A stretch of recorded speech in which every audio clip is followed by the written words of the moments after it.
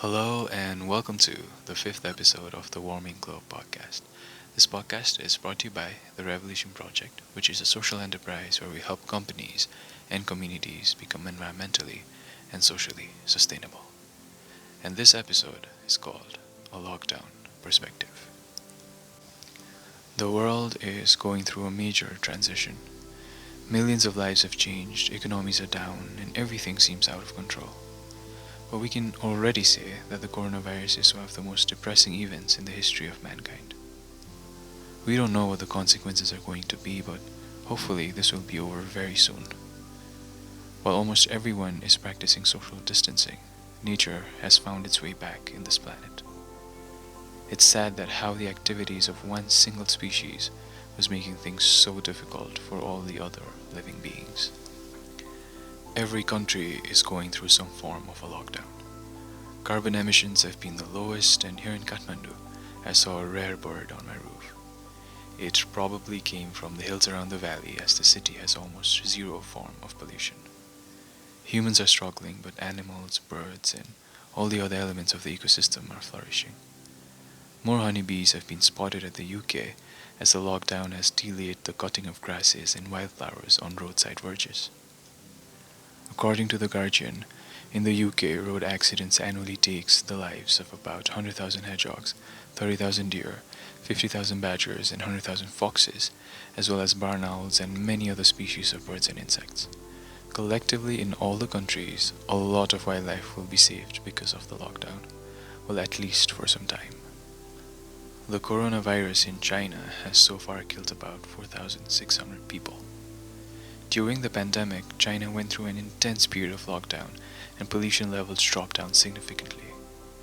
According to a researcher from Stanford University, during the lockdown in December, the improvements in air quality recorded in China may have saved lives of about 4,000 children under 5 years old and 73,000 adults over 70. I'm not trying to imply that the coronavirus is not significant and dangerous.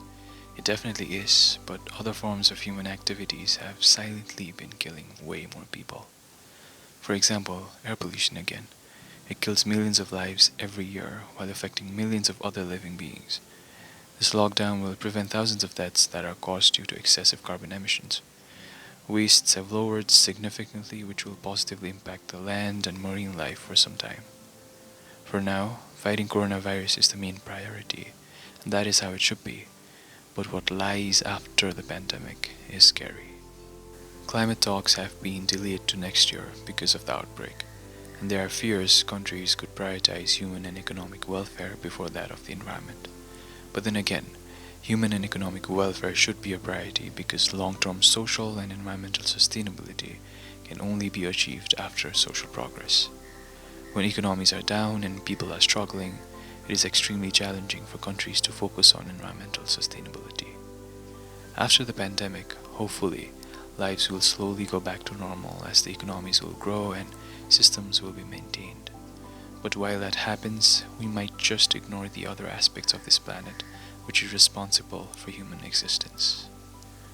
With just a simple analysis of the current scenario, we can see that evolution has brought us into a tricky situation. Maybe things would have been simpler if we still lived among the forests without any of this urbanization. But maybe not, because this way of life and all the human advancements has brought us to a pretty exciting world. Had we still lived among the forests, we would not have football or ice cream or the phones that we use today to talk to people we love, despite all the physical distance. Maybe this is the way it had to be, but I don't believe that a form of species that can build rockets can do nothing about the ecological harmony. I believe there can be a world where rhinos and elephants are not killed for human greed, and a world where every human lives with pride and no discrimination. This is a hard time. It is so much harder for people whose dinner every night depends upon the hours of work done during the day. Let's look out for them and help them with any way possible. Empathy and action is something that can save us from times like these. But once the pandemic is over, let's still think of the planet and try to make it a priority. I say that because a further ignorance of climate change and the degrading ecological system might just spark and cause the greatest global apocalypse. And that is all we have for this episode. We can always take the conversation forward through the comment section below, or you can always write to us on Facebook, Instagram, LinkedIn, or Twitter. Let's take this lockdown as an opportunity to reflect on ourselves and let's act accordingly. Remember, we are not here for a long time, but as long as we're here, let's make it a better place for ourselves and everyone around us. This is Ayush, your host, signing off. Take care, and we'll see you soon.